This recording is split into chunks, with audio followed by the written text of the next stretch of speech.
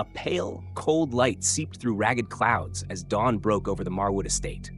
Where once stood gabled roofs and neatly trimmed hedges, now lay a blackened skeleton of charred beams and twisted metal. The wreckage stretched across the clearing like the carcass of some gigantic animal, all sharp angles and ash-coated ruin. Stillness reigned. No birdsong, no rustle of leaves, only the faint hiss of embers cooling in the morning air.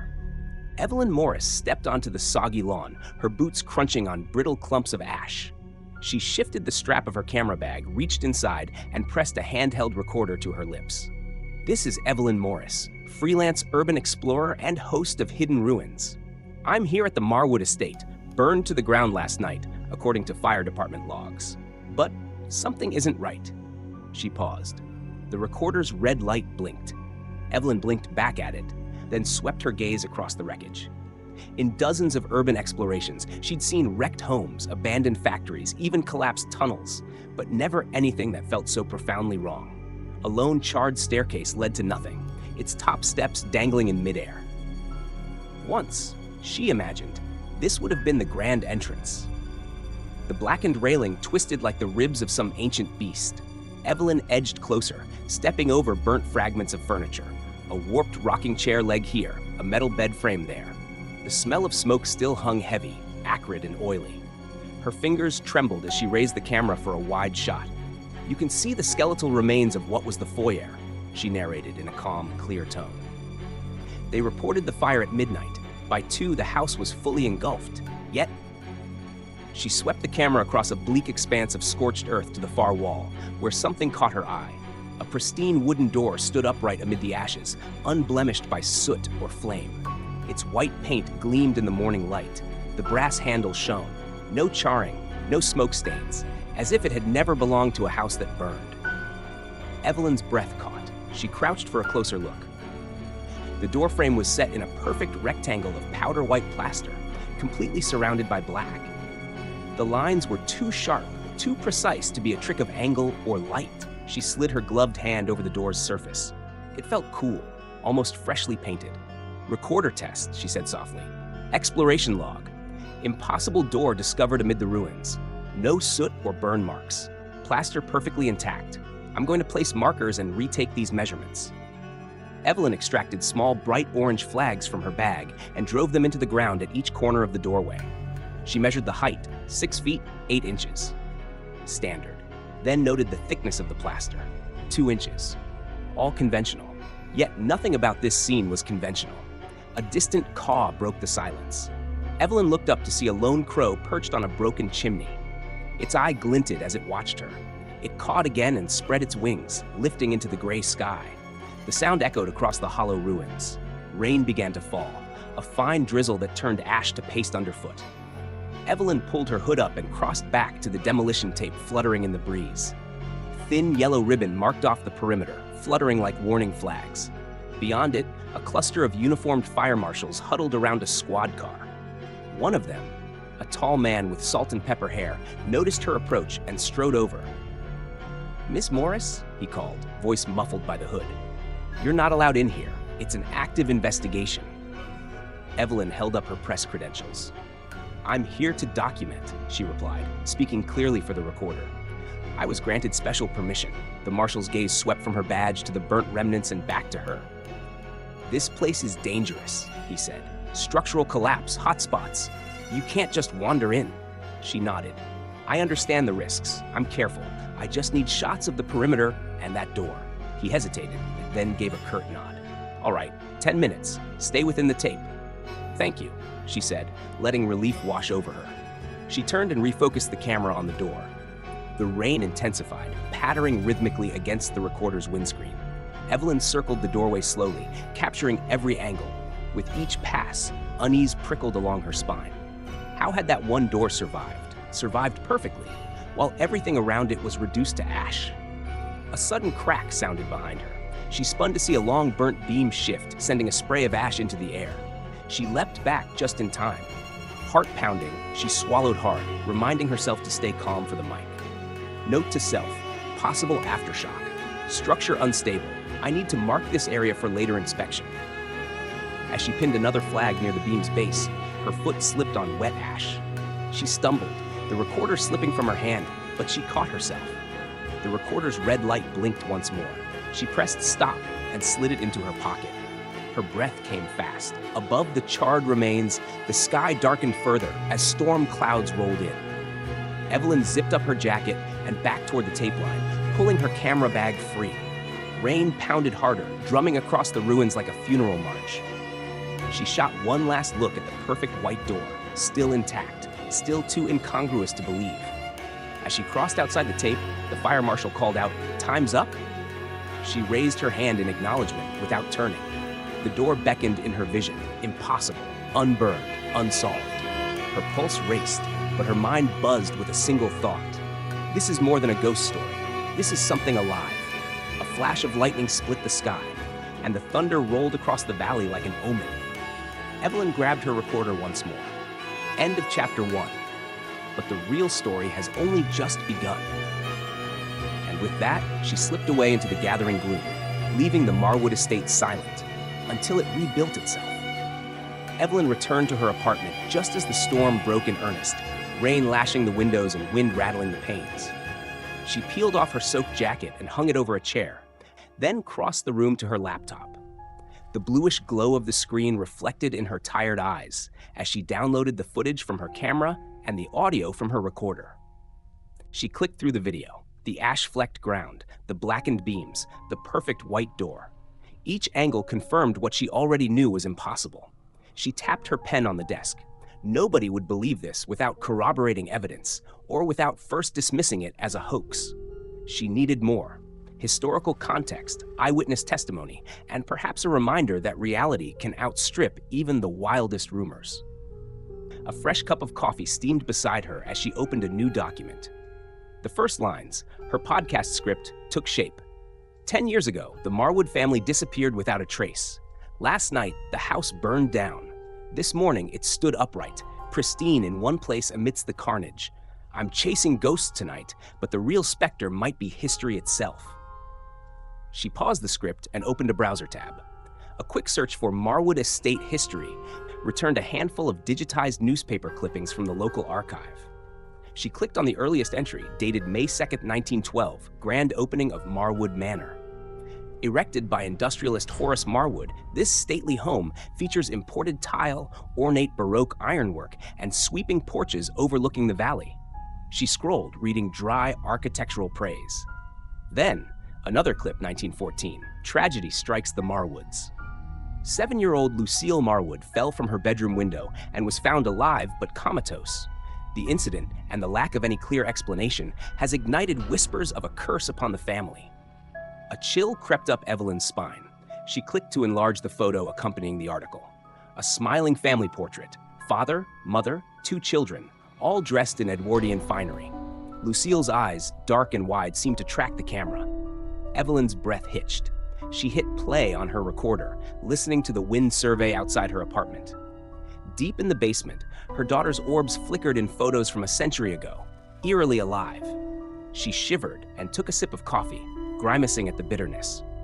She needed an expert, someone who knew local legend as well as records. She dialed Dr. Raj Patel, the university's historian who specialized in regional folklore. His voicemail box picked up after 2 rings. "This is Dr. Patel. I'm likely in the archive. Leave a message with your name, number, and the nature of your query, and I'll return your call, perhaps with the dead in tow." Evelyn smiled despite herself. She left a succinct, urgent message.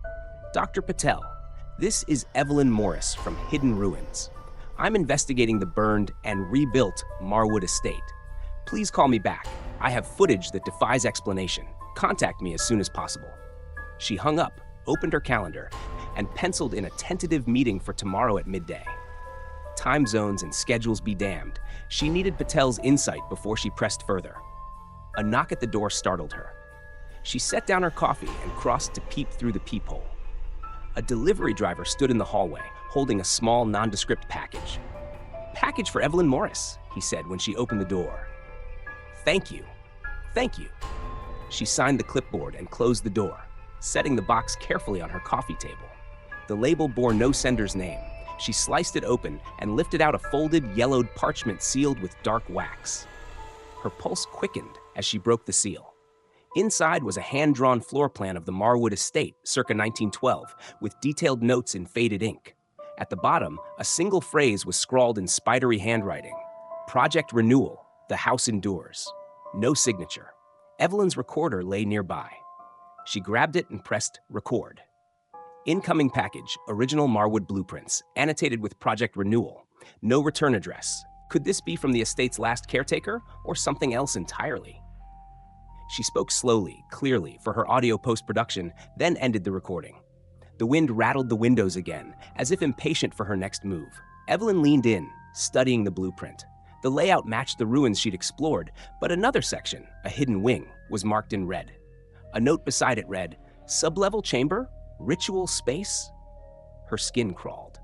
A ritual chamber conjured images of cults or occult ceremonies. But in 1912, she scrolled back to the historical clipping. Whispers of curses, unexplained tragedies. Had Horace Marwood dabbled in something forbidden to anchor his legacy in stone and ash? She set the blueprint aside and activated her voice assistant. "Set alarm for 7 a.m., she said. Then she retrieved her phone and sent an encrypted text to Luis Ortega, the demolition contractor she'd met at the site.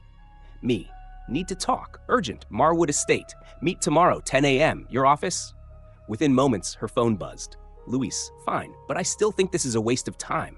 She exhaled. Even skeptics would need to see the blueprint.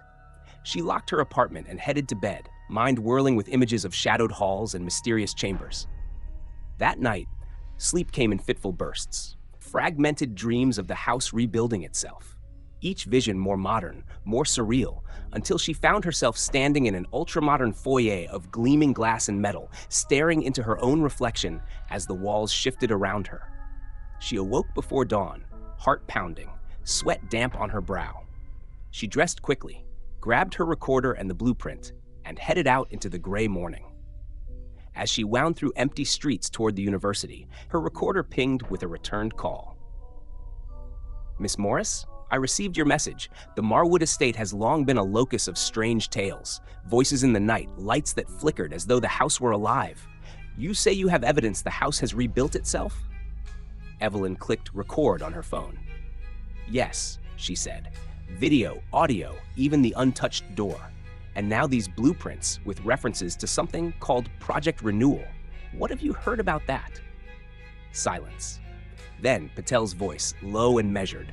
"Project Renewal. That name surfaced once in my predecessor's notes from the 1980s. He believed the estate's owner, Marwood Sr., sought to cheat time, to make his home eternal. He collected local lore about places that persisted beyond destruction, but he never found a mechanism." Evelyn's pen flew across her notebook. "So someone believed the house could literally rebuild itself?" "Metaphorically, yes," Patel replied. "But your video suggests otherwise.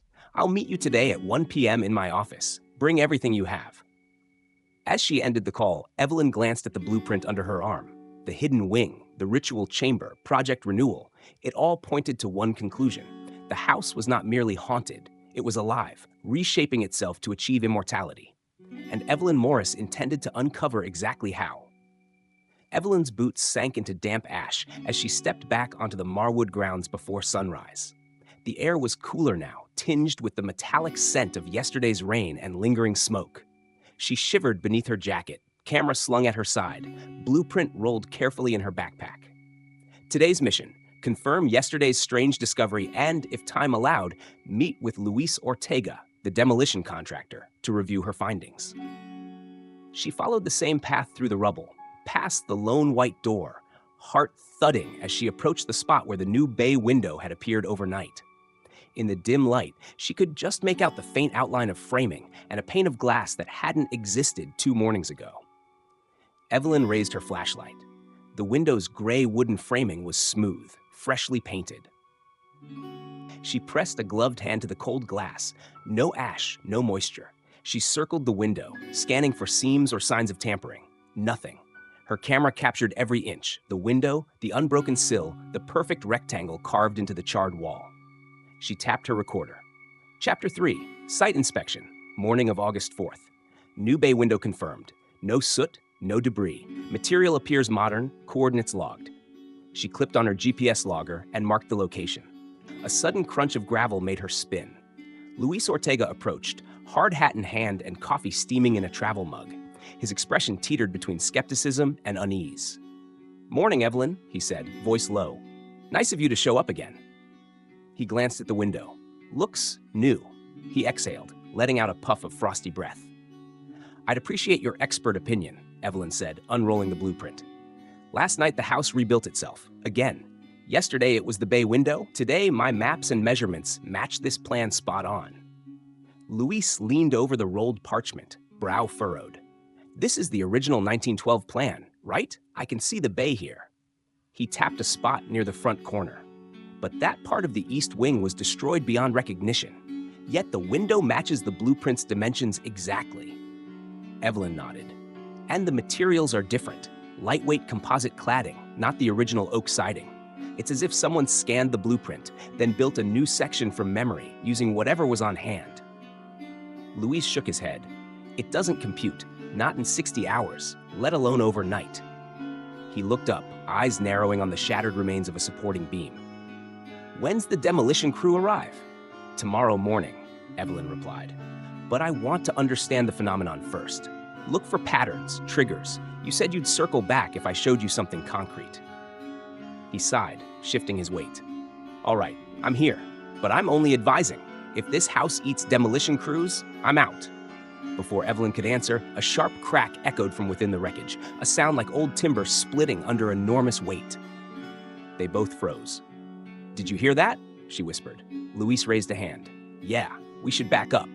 They retreated 15 feet. The crack came again, louder, closer, as though the house itself flexed its muscles. Evelyn's hair lifted with static as a low groan rippled through the walls. "Structural collapse?" Luis queried, uneasy. "Maybe," Evelyn said, voice steady though her pulse raced. "Or something else. Let me check the recorder." She tapped the side. The device blinked, showing 30 seconds of audio captured. That deep, vibrating hum beneath the groan. She replayed it once, then stared at Luis. "That's not wood," she said. "It's mechanical, like gears or plates grinding." He swallowed. "This is beyond me." They exchanged a look, equal parts dread and fascination. Then Luis checked his watch. "I've got to get back to the office, but meet me there in an hour? I'll bring additional equipment, thermal scopes, vibration sensors." Evelyn tucked the blueprint into her bag. "Deal. And Luis, be careful." He nodded, hiked his bag onto his shoulder, and strode away across the gray field of ash. Evelyn watched his retreating silhouette until it blurred into the morning mist. Alone again, she returned to the bay window and set up her vibration sensor on a nearby beam. The device's small screen flicked to life, displaying a flat line. She tightened the grips on the tripod legs. "Let's see if we can catch that groan again," she murmured, stepping back. She raised her camera, then waited in tense silence. Minutes passed. The only sound was wind sighing through charred rafters. Evelyn glanced at her phone. 7:45 a.m. She tapped an app to monitor the sensor remotely. At 8:02, a faint tremor registered, a slow, rhythmic pulse deep underground. The sensor's needle quivered, then steadied. Evelyn's eyes widened. "I have movement," she whispered. "It's coming from beneath the old foundation." A deep rumble wound up in the walls, ascending like a living heartbeat. The vibration sensor's needle leapt. Evelyn steadied herself, gripping the camera. This moment might be the key. Without warning, the bay window's glass splintered inward, cracking from the center in a web pattern. Glass shards tinkled onto the ash. Evelyn spun, heart in her throat, but saw no one. The wind howled through the gap. She raised her voice recorder. Glass fracture recorded at 8:03 a.m., structural stress beyond natural causes. Her breath fogged as she pressed closer to the broken window. Through the jagged opening, she glimpsed movement inside, a soft, diffuse glow emanating from the gutted interior. It pulsed as though the house's heartbeat beneath fresh walls. A sudden sharp edge of broken frame jabbed her glove. She recoiled, steadied herself, then reached in to collect a shard. It was impossibly warm, as if smoothed by human touch only moments before. Evelyn backed away, heart hammering, and hastily packed her gear. She needed to share this with Luis and Dr. Patel. Something alive lurked beneath the structure, an engine of endless renewal. As she climbed the slight incline toward her car, her recorder pinged with a text. "Dr. Patel, confirmed. I dug into my predecessor's notes, mention of subterranean core and adaptive architecture." I'll bring my archives to the demolition office. See you at 1. Evelyn exhaled, a mixture of relief and dread washing over her. The pieces were falling into place: blueprint, sensors, expert testimony. But the house itself was conspiring, shifting, rebuilding, and she stood at ground zero of its unholy resurrection. Dusk settled over the Marwood estate as Evelyn returned that evening, the sky bruised purple and the air heavy with approaching rain. She parked her car at the edge of the perimeter tape and hoisted her backpack, which held her camera, recorder, and a fresh set of sensors Louise had dropped off. Before crossing into the ashes, she activated her recorder. Chapter 4, August 5th, 6:45 p.m. Arrived on site, preparing to document any changes since this morning's fracture. She clicked off, then surveyed the house. In the fading light, it looked deceptively complete. Walls straight, siding seamless, roof tiles intact. The bay window gaped empty, its glazing shattered, a jagged mouth in the once charred wall. She set down her gear at the broken window and attached a small thermal sensor, calibrating it against the chill air. Next, she planted a ground-penetrating microphone into the ash nearby, crouching as the device clicked into place. A sudden patter of footsteps drew her gaze. Louise emerged from the gloom, carrying a rugged case and trailing a coil of cables. "You brought the big guns," Evelyn said, voice low. He lifted the case's lid. "Thermal imager, seismic sensors, power pack. Let's see if we can map what's going on under here." He paused, scanning the house. "Feels too composed, doesn't it? Like someone tacked on a fresh coat of paint." "Exactly," Evelyn nodded. "Same thought. Let's start with the thermal imager." She handed him a compact unit. He knelt, pointed it at the bay window frame, and activated the screen. A grid of colored dots flickered to life, cool blues around the broken glass, then pockets of warm yellow along the sill and wall edges. "Heat source inside," Louise murmured. "But room's gutted. No lighting, no generators." He zoomed the imager around the exterior walls. "And look, foundation's warm too, along the east wing." Evelyn crouched beside him. "That matches the microphone's spike this morning. The house's heartbeat seems tied to subterranean heat." He hooked the imager to his laptop. Lines of data scrolled across the screen. Evelyn checked her phone, 7:10 p.m. Twilight bled into night. "Ready for demolition?" he asked quietly. She tilted her head. "Let's test it first. I want to see it rebuild, if it will, while we record live." She pressed record on her camera. "All right, Louise. Start." He took a deep breath and keyed his radio. Moments later, distant engines revved as 2 demolition workers guided a mini excavator toward the bay window. Evelyn's flashlight swept over half-buried rebars and singed framing as the machine's arm swung back. The bucket struck the broken sill with a clang. Wood splintered, metal groaned. Evelyn's heart hammered, camera whirring. Debris fell inward, kicking up a cloud of ash. Then the ground trembled underfoot. The excavator shuddered, pausing mid-swing. The workers exchanged uneasy looks. Evelyn's recorder caught a low, pulsing hum, growing steadily louder. "Stop!" Louise shouted, but it was too late. The excavator bucket struck full force against the wall, and the machine jolted violently. The ground heaved beneath them, hammering like sledgehammers on concrete. Sparks flew from the camera as Evelyn gripped it tight. A deep crack ripped through the house, wider, more resonant than yesterday's fracture. Dust and ash puffed out of every seam. In that moment, the siding peeled back like curtains being drawn, revealing fresh, unburned framework. Evelyn's breath caught. Through the rising dust, she saw it. New gray panels, sleek, modern, slid into place, sealing over the wrecked opening. The bay window, blown inward seconds before, reassembled itself into a perfect, unbroken set of floor-to-ceiling panes. The sill, the framing, the trim, all returned, pristine and aligned with millimeter precision. Her camera clicked non-stop, capturing the transformation in eerie stop-motion clarity. Her pulse raced as she watched boards shift, panels slide, and new glass materialize, cool and silent. Within 20 seconds, the wall stood whole again. The excavator sat half-submerged in ash, its bucket resting against immaculate glass. The workers stared, jaws slack. Louise caught Evelyn's eye, his face pale. Evelyn reached for her recorder. Rebuild complete at 7:15 p.m. Material composition changed. Architecture updated, modernized, no human involvement detected. She stowed the recorder and darted forward, careful of the ash. The new glass reflected her flashlight beam like a sleek mirror. She pressed her hand to the surface. It felt smooth, unblemished. She turned her head, inspecting the gray composite siding that flanked the window. Its pattern was unfamiliar, geometric. "What the hell is this?" Luis whispered beside her. "Not oak," she said, her voice tight. "Not brick. Something else." She tapped the glass with her knuckle. The sound was hollow, yet resonant.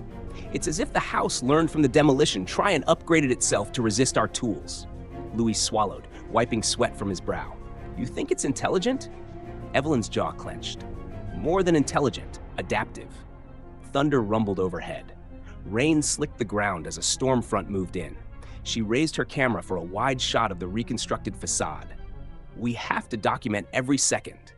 He nodded, pulling his hood over his hard hat. "Let's pack up before it decides to do something else." They worked quickly, collecting sensor data and cataloging every panel seam. Evelyn's recorder logged their observations. Sensor readings indicate a 12-degree temperature spike along the entire east wing. Seismic data shows no underground machinery large enough to account for this reconstruction. The architecture's lines have evolved, more streamlined, contemporary. As they loaded equipment into the car, Evelyn's gaze lingered on the reconstructed bay window, now reflecting the storm-gray sky. A flicker of lightning illuminated it, then darkness, then lightning again, until she saw, within the glass, a faint silhouette behind the pane, as if someone stood inside watching her. She blinked. The silhouette vanished. "Did you see that?" she asked Luis, voice low. He shook his head. "You and your recorder? Get in."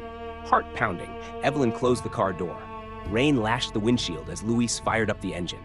The wipers screeched, clearing the glass just enough to see the house behind them. Intact, unnaturally whole, a modern visage rising from ancient ashes. She pressed stop on the recorder. "End of chapter 4, she whispered. "The house is learning." And as they drove away, lightning split the sky again, illuminating the estate in stark relief, only for the darkness to swallow it once more, until the modern facade shimmered like a silent promise of horrors yet to come. Rain-soaked ash clung to Evelyn's boots as she stepped back onto the Marwood grounds the following morning. The sky was a leaden gray, and puddles reflected the house's modernized facade in liquid mirrors. For a moment, the splendor of the reconstructed bay window captivated her, until she reminded herself that the beauty was a trap, an ever-shifting snare. She carried 2 pieces of equipment today, a reinforced pry bar Luis had provided, and her trusty recorder. Her plan: force open the pristine white door she'd discovered on day 1, then venture inside to document the house's interior transformations. A normal front door had resisted flame, but swung wide for her. What awaited behind it now? Evelyn approached the entryway, noting the brass plaque that bore a single word: "Welcome home," its letters polished to a cold gleam. She pressed her palm against the door. It was cool and solid, as if fashioned from marble. She slipped the pry bar beneath the seam and applied steady pressure. With a metallic groan, the door swung inward. She raised her camera. Inside, an immaculate foyer stretched before her, black and white checkered tile, a sweeping staircase with chrome railings, and recessed lighting that didn't flicker but pulsed softly, like a living organism's heartbeat. The walls were smooth. No soot, no chips, no imperfection. A solitary glove lay on the floor, exactly as it had been when she first saw the door amid the ashes. Evelyn stepped inside, voice low. Chapter 5, Interior Exploration. Time, 9:12 a.m., foyer pristine. Layout matches original blueprint, but materials are entirely modern. She swept her tripod-mounted light beam across the room. Synthetic fibers replaced velvet drapes. The grand chandelier had been replaced with a geometric LED fixture that glowed an eerie cobalt blue. She walked toward the glove. It was a small leather glove, child-sized. She picked it up, examining the fine stitching. Under her breath, she read aloud from her notes. Unmarked child's glove, possibly Lucille's? She placed it in a specimen bag, careful not to touch the blue glow that seeped from the walls. A sudden footstep echoed from the staircase landing. Evelyn froze. She trained her camera on the upper landing. No one was there, only the soft hum of lights above. She swallowed. "Luis?" she called, voice echoing strangely. Silence answered. She adjusted her recorder's mic sensitivity. Faint creaking drifted down the stairs. Wood bending, metal cables flexing. Evelyn forced herself to climb. Each step was perfectly intact, no ash, no crack. The railing was cool and smooth beneath her fingers. Halfway up, a soft whisper reached her ears, indistinct but intimate. She paused, heart racing. "Anyone there?" she said, forcing calm. A child's laugh answered, high and distant, sounding both delighted and sorrowful. Evelyn's blood froze. She fumbled for her recorder. Unknown vocalization detected. Child's laughter. Origin, second-floor hallway. She crept onto the landing. 2 doors faced her. One labeled Master Suite, the other unmarked. The Master Suite door hung slightly ajar. Warm light spilled through the gap. Evelyn drew a deep breath. She pushed it open. Inside lay a lavish bedroom. King-size bed with satin sheets, floor-to-ceiling windows framing the gray expanse outside. The centerpiece, though, was a portrait above the headboard. The Marwood family, painted in photorealistic detail. Father, mother, older brother, and Lucille, her dark eyes brimming with sorrow. Yet in this version of the portrait, Lucille's hand reached toward Evelyn, and the corners of her lips curved into a knowing smile. The detective in Evelyn urged her to step closer. She raised her camera to photograph the painting. Before she could, the portrait's eyes shimmered, as though catching the light. The temperature in the room dropped sharply, her breath forming mist. She tapped her recorder. Painting active. Temperature drop, 15 degrees in 6 seconds. A soft sob came from behind her. Evelyn wheeled around. In the corner stood a full-length mirror. Its surface rippled like water. And reflected in the glass was not Evelyn, but Lucille Marwood. Pale face, dark hair tangled, wearing the same glove Evelyn held. Evelyn's chest tightened. She raised a trembling hand. The reflection raised its gloved hand in response. A child's whisper echoed inside her skull. "Stay with me." She stumbled backward, knocking into a nightstand. The lamp flickered out. The room plunged into darkness, save for the cobalt glow behind the headboard. Evelyn's mind raced. She hit the lamp switch again, nothing. Her recorder beeped, indicating low battery, then died. Panic flared. She spun on her heel, scrambling for the door, but the door had vanished. In its place was solid wall, smooth, glowing, faintly blue, no seams. Her pulse thundered in her ears. "Luis!" she screamed. "Luis, help!" Her shout was swallowed by oppressive silence. The cobalt lights pulsed and the temperature plummeted further. Evelyn's breath came in ragged gasps as she realized she was trapped, inside a room that remade itself just to ensnare her. She pressed her back against the glowing wall. Frantic, she searched for any weakness. As the panic peaked, the wall began to shift, panels sliding sideways, revealing a narrow corridor lined with chrome and glass. A low hum beckoned from within. Swallowing her fear, Evelyn stepped through the opening. The corridor stretched endlessly, flanked by mirrored panels that reflected her every movement. The hum grew louder, mechanical yet organic, like a heartbeat fused with gears. At the corridor's end stood a cylindrical chamber, walls of translucent glass. Inside, a faintly glowing structure pulsed, an intricate lattice of metal and flesh. Veins of bioluminescent blue ran through its frame. Evelyn's jaw dropped. She realized with horror that this was the house's core, a living engine built from equal parts architecture and anatomy. It rearranged walls, summoned new materials, and now it bled its own life force. The hum peaked. The lattice contracted, then expanded, sending a wave of energy through the corridor. Evelyn stumbled, disoriented. Her recorder, long dead, lay forgotten. She pressed her hand against the glass, feeling warmth and thrum. A voice, soft and sexless, ricocheted inside her mind. "Become one." Evelyn's vision swam. She staggered backward, tears streaming. She had documented every anomaly, every rebuild. Now she stood before the house's beating heart. A choice loomed: flee and expose the world to this horror, or succumb, meld herself into the living walls. Summoning her resolve, Evelyn turned on her heel and fled back through the corridor, the panels sliding shut behind her just as she reached the mirrored hallway. She burst through the shifting wall into the foyer, where daylight seeped from the broken front door. She didn't stop to look back. She tore across the foyer tile, out the door, and into the rain-washed ruins. The front door swung shut behind her, melding its brass plaque into the wall. Evelyn tore off her recorder's mount, pressing the play button, but nothing. Her breath came in harsh gasps as she sprinted to her car. She slammed the door, locked it, and drove off through the swirling ashen rain. Behind her, the Marwood house stood silent once more, its foyer doors clicking firmly closed, its hidden corridors awaiting the next unwitting intruder. And somewhere deep beneath the ashes, the living lattice pulsed, ready to rebuild again. Evelyn awoke in her apartment with the taste of ash on her tongue and the press of her nightmares heavy in her chest. The night's flight from the Marwood estate felt like a fever dream. Corridors that reshaped themselves, a living engine beneath the floor, and the house's soft whisper, "Become one." She sat upright, fingers curling around her cold coffee mug as dawn's pale light seeped through the blinds. She replayed the episode in her mind, heart still pounding. She had escaped, barely, but at what cost? Her recorder was dead, her camera left behind, and the footage inside that house's living core unreachable. Yet she had heard the whisper, felt the pulse. The Marwood estate wasn't content simply to rebuild. It was remodeling its reality to lure victims inside. Determined, Evelyn rose and gathered her notes. Sketches of the blueprint's hidden wing, Lewis's sensor logs, and her own shaky observations. She needed fresh eyes, someone who could interpret the house's mechanical organic fusion.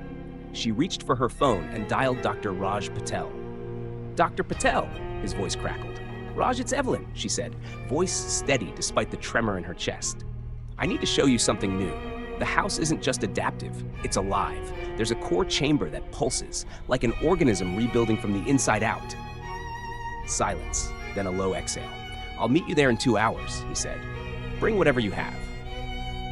2 hours later, Evelyn returned to the estate under a gray sky. Patel waited behind the perimeter tape, briefcase in hand, and notebook at the ready.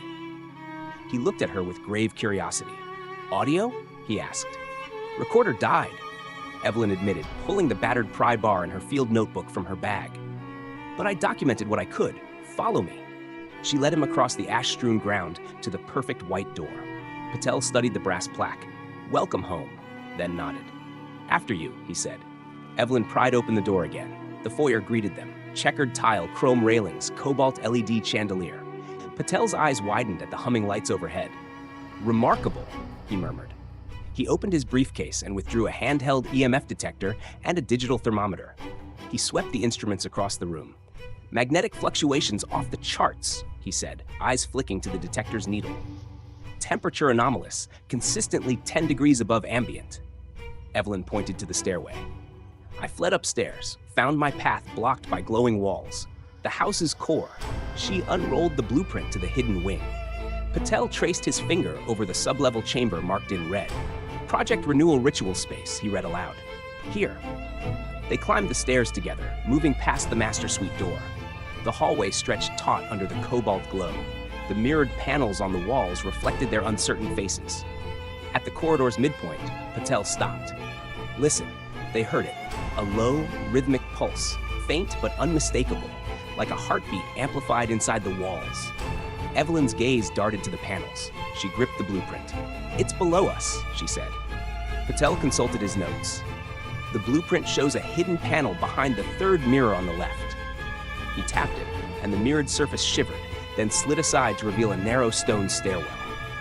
Evelyn's breath caught. She shone her light down the steps. Beneath, the air shimmered with heat. Patel descended first, EMF detector held aloft. Evelyn followed, heart hammering in her ears.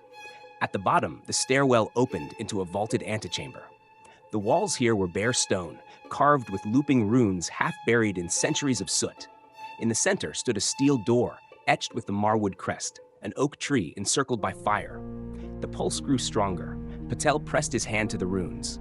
"These aren't mere decoration," he said. "They're part of the mechanism. A circuit, wood, fire, stone. They channel energy." Evelyn cleared her throat. "Open it." Patel scanned the door's perimeter and found hidden latches. He pulled them, and the steel slabs groaned as they slid aside. Beyond lay the cylindrical chamber she'd glimpsed in her nightmares, the living lattice. Exposed now to their emerging daylight, it pulsed with eerie translucence, bioluminescent veins coursing through metallic struts. Evelyn raised her camera, capturing the sight. Patel advanced, EMF detector humming. "The lattice is organic," he whispered. "Cells fused with metal. Each pulse rebuilds the structure above." Suddenly, the lattice's glow brightened, flooding the chamber with icy light. The antechamber walls reverberated. Patel staggered, and Evelyn caught him. A voice whispered, soft, insistent, "Join us." Evelyn's knees buckled. She gripped the blueprint tight, eyes fixed on the lattice's thrumming core. "This stops now," she said, voice trembling. She scanned the runes on the antechamber walls, seeking a weakness. The inscriptions formed a loop, If broken, perhaps the flow of energy would cease. She knelt and traced her finger along the runes, stopping at one symbol, a stylized flame. She drew her pen and, with a decisive stroke, crossed it out in her field notebook. Mimicking its shape, the lattice's pulse staggered. The voice caught in its throat. Patel staggered forward. "What did you do?" "Interrupt the circuit," Evelyn panted. "The ritual binds the core to the house. If the symbol is broken," the lattice's glow flickered, then dimmed to a faint pulse. The antechamber fell nearly silent. The breathing hum receded. Evelyn and Patel stared at one another in disbelief. "It's slowing," Kerala Patel observed. They backed out of the chamber as the steel door began to slide shut. Evelyn slammed it closed, just in time. The latch snapped, and the pulsating hum ceased entirely. In the hallway above, the mirrored panels froze in place, their shifting halted. The staircase rails no longer pulsed. The foyer lights glowed steadily, their unnatural warmth gone. Evelyn exhaled, relief mingling with exhaustion. Patel exulted softly. "You did it," he said. She shook her head. "For now, but it'll rebuild eventually, unless we remove the core entirely." Patel nodded gravely. "We'll need equipment, heavy machinery, a proper team." Evelyn closed her field notebook, heart steadying. Behind them, deep in the hidden wing, the living lattice lay dormant for the moment. Above, the Marwood house stood silent, its rooms no longer changing, its heartbeat stilled. Yet the ashes beneath still held secrets, and Chapter 7 of Evelyn's story had only just begun. The late afternoon sun slanted low across Evelyn's apartment as she and Dr. Patel surveyed their plans at a crowded conference table.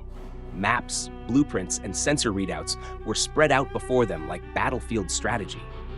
Overhead, her small desk lamp cast pale pools of light, accentuating the dark circles beneath their eyes. Evelyn tapped the blueprint's hidden wing. "We've stalled the house's core for now, but if we allow the lattice to regenerate, it will resume rebuilding everything above," she said. "We need to extract it completely." Patel nodded, adjusting his glasses.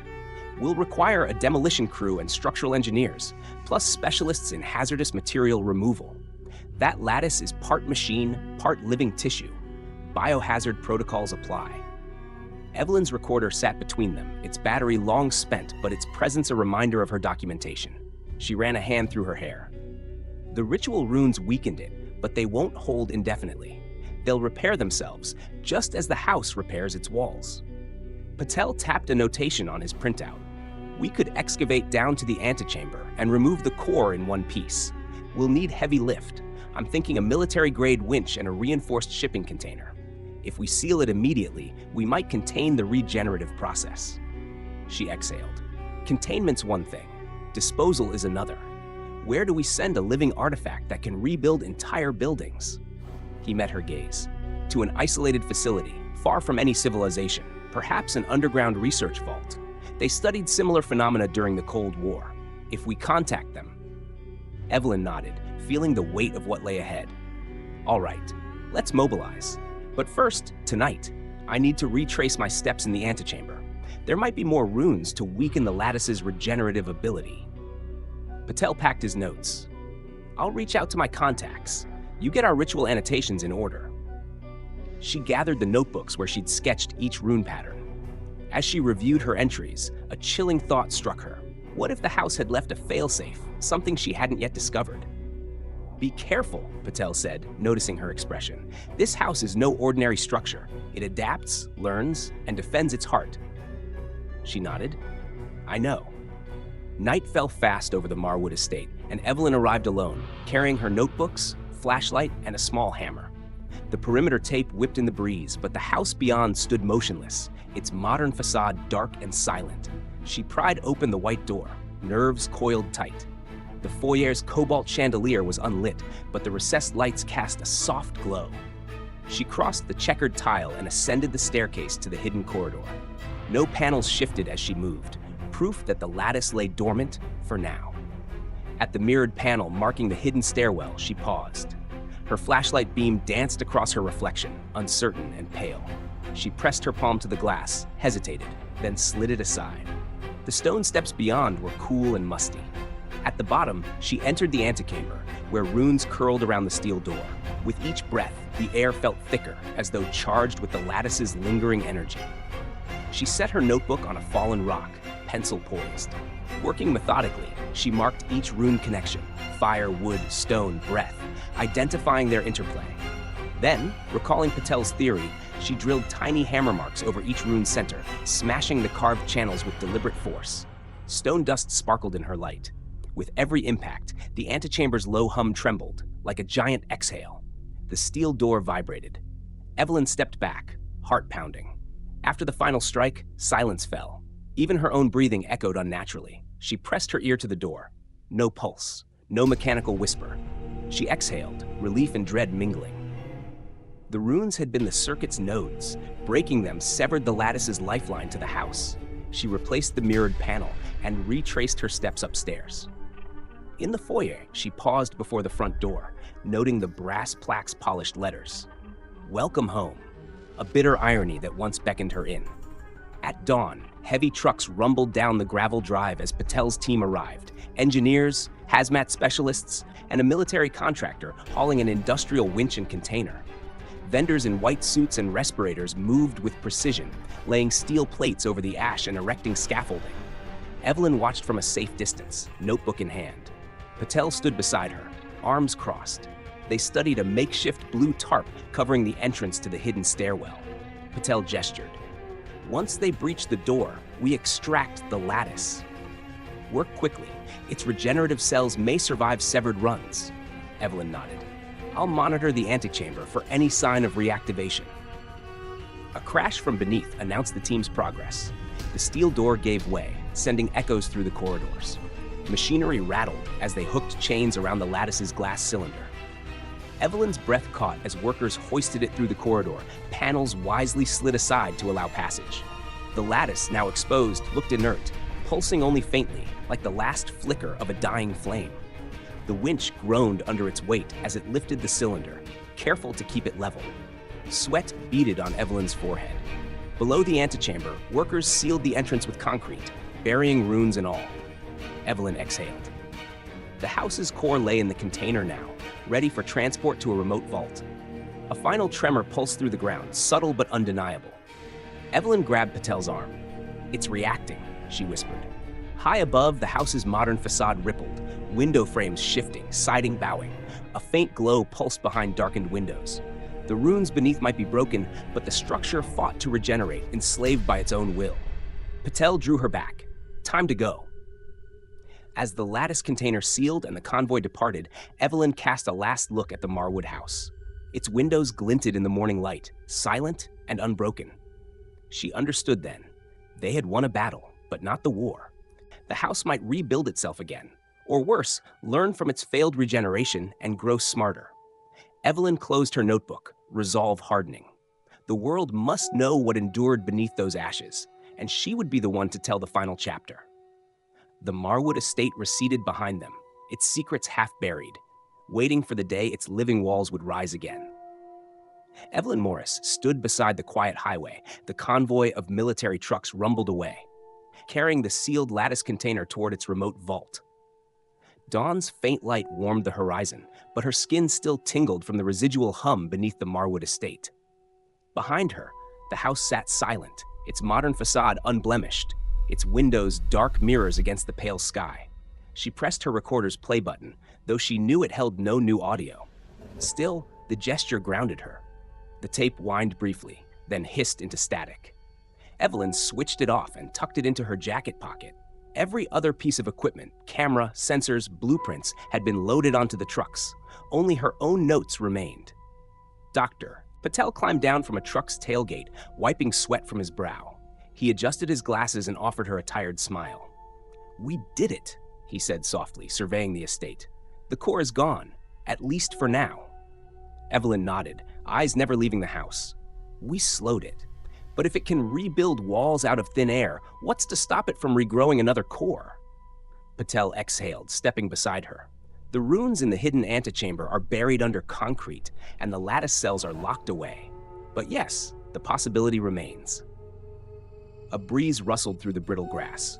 Evelyn's gaze drifted to the entry door, its brass plaque now tarnished with ash and fading letters. Welcome home. She swallowed hard. Evelyn, Patel urged, let's get you back.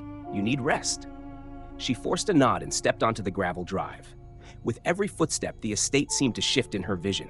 Siding subtly realigned, window frames receding into the walls. She blinked and the facade snapped back into place. She exhaled, unsettled. "I want to record one final entry," she said, "for the archive." She retrieved her field notebook and activated her recorder. Chapter 8, Epilogue. Time, 6:30 a.m., August 12th. Location, Marwood Estate Perimeter. The living lattice has been extracted and secured. The antechamber runes have been neutralized and buried. The house's core heartbeat has been silenced, yet its walls bear the memory of regeneration. It stands for the moment dormant. She paused, scanning the facade. The rising sun glinted off a corner window. For a heartbeat, she thought she saw movement behind the glass, a silhouette sliding behind the curtain. She leaned forward, heart stuttering, but the window remained still. "My hope is that without its life source, the house will remain in stasis. However, I cannot discount the possibility that its architecture, once awakened, continues to evolve. The Marwood estate may yet rebuild itself from its own material memory."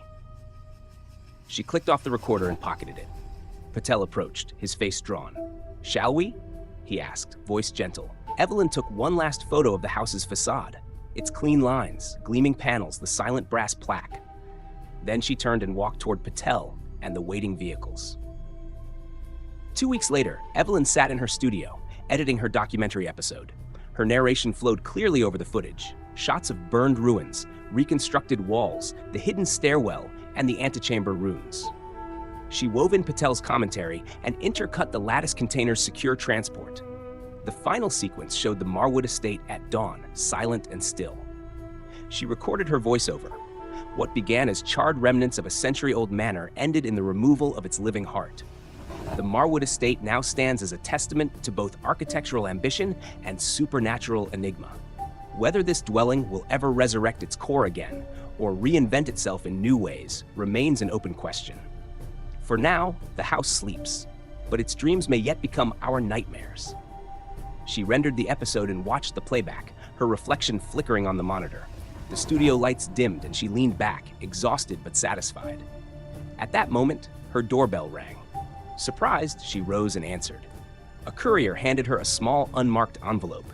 Inside lay a single Polaroid photograph. Evelyn's blood ran cold. The photo showed her standing before the estate's facade, dated August 12th, 2025, but the facade behind her was different. The sleek gray panels had been replaced by tall glass walls, framing an impossible view. A darkened interior alive with shifting corridors. A new brass plaque gleamed beneath the entry portico, reading, "Welcome home," the letters now carved into black stone. Her hands shook as she flipped the photo over. Scrawled across the back, in the same spidery handwriting as the original blueprint's note, were 2 words, "Again soon." Evelyn's heart thundered. She pressed her palm to the photograph's surface, feeling a faint warmth, not from the print's chemicals, but as if the image itself pulsed with life. A wind rattled the studio window. Evelyn looked up. The lights flickered. Behind her, the Polaroid lay on her desk, the facade shimmering in its surface. She whispered into the silent room, voice steady but trembling. "It's beginning again." And beyond her studio walls, somewhere deep beneath the Marwood estate, the living walls stirred, ready to rebuild anew.